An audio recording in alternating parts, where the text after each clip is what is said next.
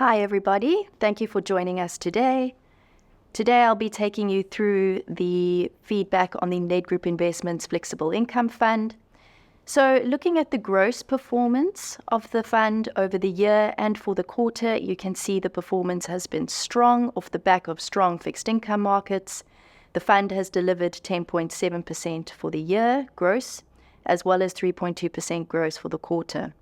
What's nice to see is if you look down across all the various asset classes, all the different asset classes in the portfolio have managed to contribute positively to the returns of the fund over both the year and quarter. And you can see how our biggest allocations in floating rate bonds and SA nominal bonds contributed the bulk of the performance for both the year and the quarter. So our nominal bond exposure performed very well. Our floating rate exposure performed well. We also have exposure to offshore duration as well as SA inflation-linked duration. These two components have not performed as well as yet, but we do believe that these are two elements in the market that are still showing value, and I will touch on those in a moment. So just to remind you how the fund works and the strategy that we follow what is called the diversified alpha approach. And what that means is we've got a very large investment universe. We can invest in all of those asset classes showing on your screen around the circle. And what's nice is that we can invest in these asset classes both locally and offshore. What's nice about having such a big investment universe is that we are not forced into asset classes that are expensive, but rather we would move capital away from where we think there is overvaluation into asset classes where we see that there is undervaluation. Please, it is important to note that although we can invest in these asset classes offshore, that is a very separate decision to our currency exposure. The large majority of our offshore fixed income investments are hedged back into rands, where you pick up the interest rate differential between us and the currency of which we are trading in. So, to take you through our market views, this presentation is called Hope Returns to the Market, and that really is because of two factors. Offshore, we are seeing central banks starting to talk a lot around easing, and that's allowing a bit of a relief, particularly for emerging markets. And locally, as positive election results came through, we have also seen local asset classes rally quite significantly.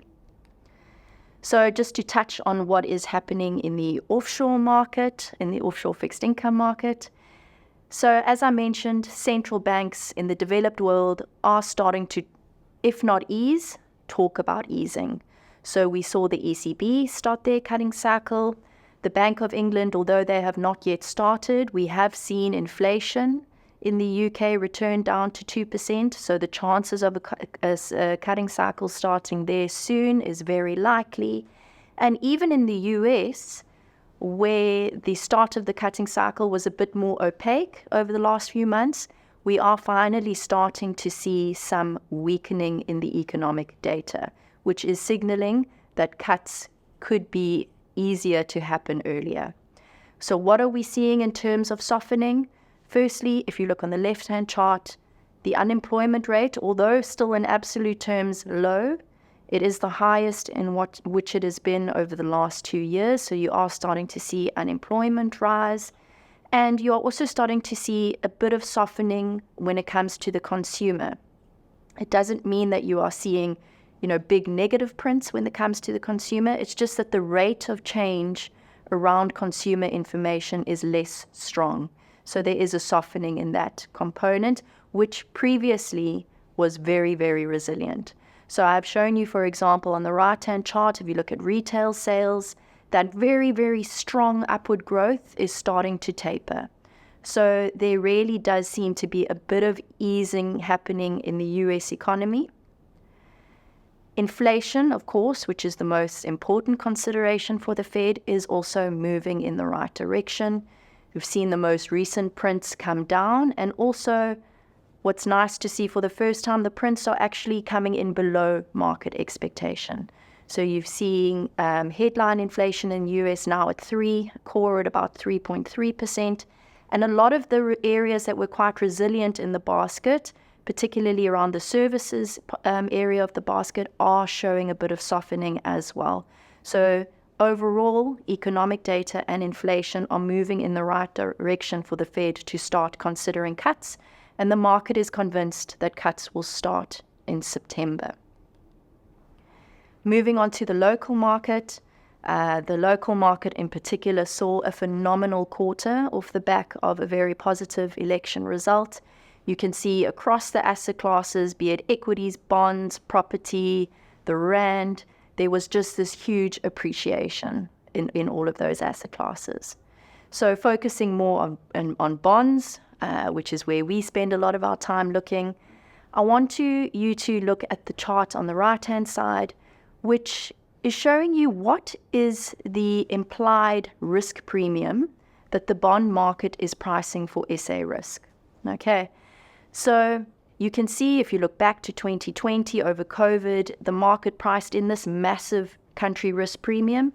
And now, right after the election, you can see just how low that risk premium has gone.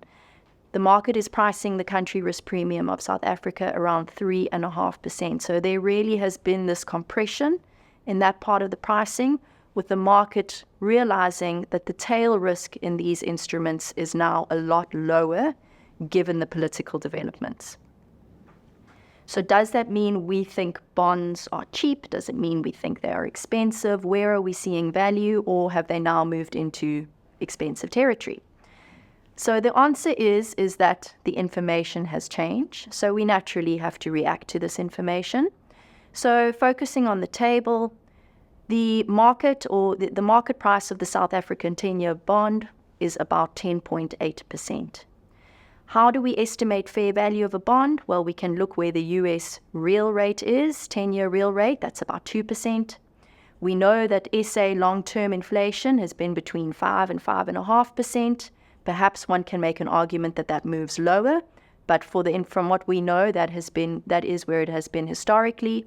We include a small inflation risk premium in the pricing of nominal bonds, and then we can see what the market is implying the country risk premium to be in these bonds. And you can see, depending on whether you use 5 or 5.5% on inflation, the market is saying the country risk premium is about 3 to 3.5%. Given what we know, given the fact that we think there is going to be a lot more certainty around policy going forward, given the fact that, a lot of the kind of energy difficulties are behind us, that we think that the likelihood of GDP growth is now a lot higher, we do think that this country risk premium is now appropriate. So that means that we probably think, just from a country risk premium point of view, pricing is now appropriate. However, where we do still see value in bonds is on the global base rate side. We do think that there is room for a bit of a rally in offshore rates. So if we do think that overall you might see a slight rally from here purely off the back of that, not off of the back of additional local fundamentals. Looking at the curve, the yield curve has flattened quite substantially. We still like the belly of the curve, even though it has rallied, but that is still where the majority of our positioning is. Nominals versus linkers, the place where we see the most value at this point in time is in the short end of the inflation link curve. You can see the break-evens being implied there are very, very low. So the market is essentially saying that inflation is going to come down quite significantly. If you look at the next slide, the SA inflation slide on the right, yes, we do think inflation will come down, but we are not seeing a complete collapse in inflation. Naturally, if the rand still rallies significantly from this point on, you might see, even more positive surprises come from the inflation numbers. But we think that, at the current real yields that we're seeing on the short end of the inflation link curve, there does appear to be value there, particularly given that although we think inflation is moderating, there are still some pressure areas in the basket that we are concerned about. In terms of our local cutting cycle, you can see that rates are pricing in about a 1% cutting cycle. This means that essentially, and it aligns very much with our view, that we are going to see potentially a very, very shallow and very short cutting cycle, that maybe they just move, kind of 4 25 basis point increments, and, potentially that is the end of it. We'll have to obviously see how that plays out. But given our inflation dynamics, given the differential between us and the US and the pricing that's happening in the US market, we do believe that, quite a shallow, gradual cutting cycle is most likely. The rand is stronger, but in our opinion, not strong. I know on our chart there, it is showing that it is slightly on the expensive side, but that really is because it is using historical fundamental data, whereas we believe going forward that data is going to be a lot more positive. So overall, we do think there is still value in the rand. So what does the portfolio look like at this point in time?